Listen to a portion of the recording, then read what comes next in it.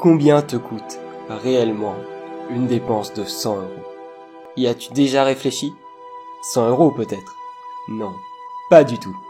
Tout ce que tu payes te coûte en réalité plus cher que le prix affiché. Et nous allons voir ensemble pourquoi dans cette vidéo. Mais avant ça, je vais te raconter l'histoire de deux personnages. Le premier se nomme Albert et le second Paul. Albert est bûcheron pour son village et chaque fois qu'il coupe un arbre, seul, avec sa hache, il reçoit de quoi manger. S'il en coupe plus que de repas dans la journée, il reçoit une pièce d'argent par arbre supplémentaire.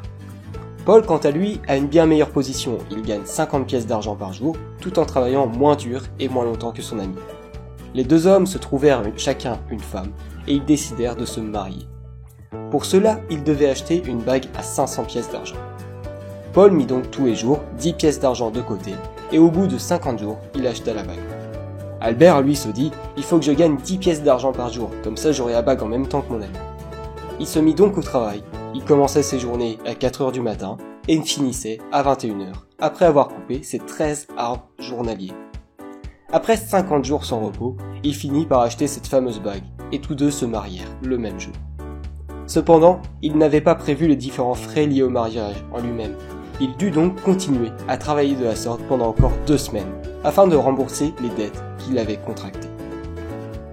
Mais tout ça ne serait pas arrivé s'il avait eu un outil lui permettant de prévoir et de comprendre ses dépenses. Maintenant il est trop tard pour Albert. Par contre, pour toi, il n'est pas trop tard. Alors récupère maintenant ton outil de gestion d'argent pour pouvoir devenir maître de ton budget. C'est entièrement gratuit, le lien est dans la description. Avec cette histoire, tu vois peut-être où je veux en venir. Et oui, le facteur argent n'est pas le seul à prendre en compte lorsque tu fais une dépense. Effectivement, tu sors uniquement ta carte bleue pendant cette action. Mais as-tu déjà pensé aux efforts que tu as fournis pour remplir cette carte bleue? Oui, il faut prendre en compte également le temps que tu as mis pour obtenir cet argent, ou bien le temps que tu vas mettre pour le regagner. Prenons un exemple pour illustrer. Imaginons que tu gagnes 3 000 € par mois, en travaillant en moyenne 40 heures par semaine, soit 8 heures par jour. En comptant 261 jours ouvrés, cela fait 22 jours de travail par mois. Donc tu gagnes 136 € par jour, soit 17 € par heure. Si maintenant tu vas faire du shopping, tu achètes quelques vêtements et une fois que tu as tout ce que tu veux, tu vois un super polo à 199 € avec une promotion de moins 50%, soit 98 €. La tentation est grande et puis il est super sympa. Mais en fait, il ne te coûtera pas 98 €, non. Il te coûtera aussi presque 6 heures de travail. Est-ce que tu es sûr de vouloir dépenser presque une journée de travail pour acheter un polo, sachant que tu as déjà fait tes emplettes et que tu as maintenant tout ce que tu voulais? Ici, je prends pour exemple un cas où tu as déjà fait des dépenses au préalable, car il ne faut pas non plus se priver, il faut aussi profiter de la vie. Prenons maintenant un deuxième exemple.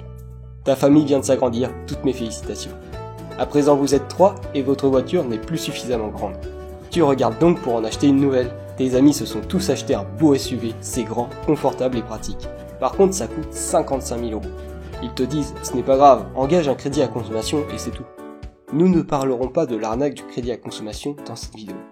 Mais es-tu sûr de vouloir mettre 404 jours de travail ouvrés pour payer cette voiture? N'y a-t-il pas d'autres solutions qui s'offrent à toi? Une voiture d'occasion plutôt que neuve?